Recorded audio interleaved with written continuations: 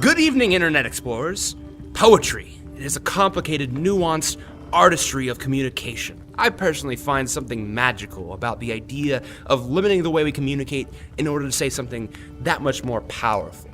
For instance, the haiku.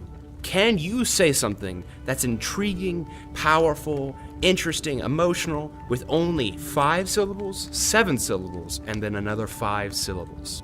Do you think that a robot could do this? You see, computer scientists have discovered how to create Haiku-Bots. You can find these Haiku-Bots actually all over the internet. You may have actually run into some in your travels. They're very simple creatures with one goal in mind: to try and find those 5 syllables, 7 syllables, 5 syllables. And so they scour the internet, reading through as many comments as possible, trying to use the internet to create art.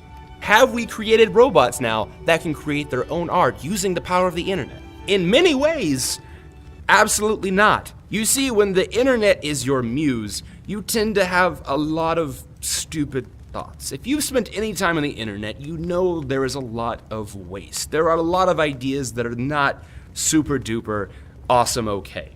And so this does make it a challenge to fully appreciate the artistry of these Haiku-Bots. They only have so much to work with.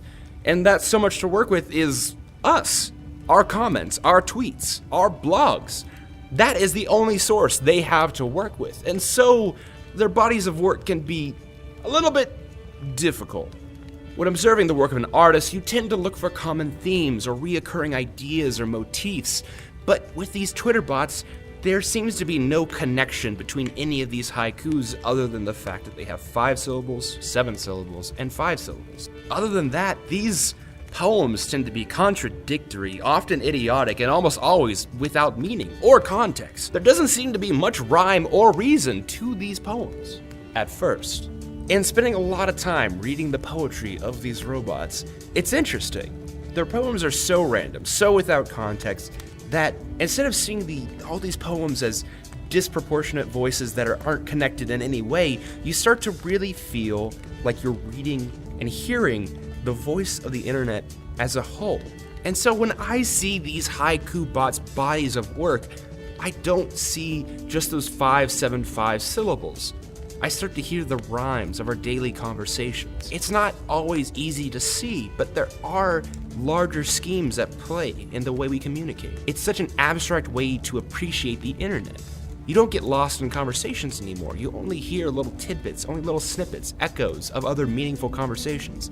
And so you start to construct your own meaning. You start to feel the rhythm of the internet as a whole, not just these individual robots, but you start to hear what Reddit sounds like. You start to hear what Tumblr sounds like. You start to condense all of Twitter into one voice.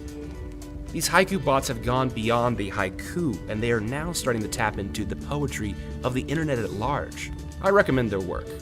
And I hope I've given you something to sleep on, internet. I wish you safe travels in your journeys, and a good night.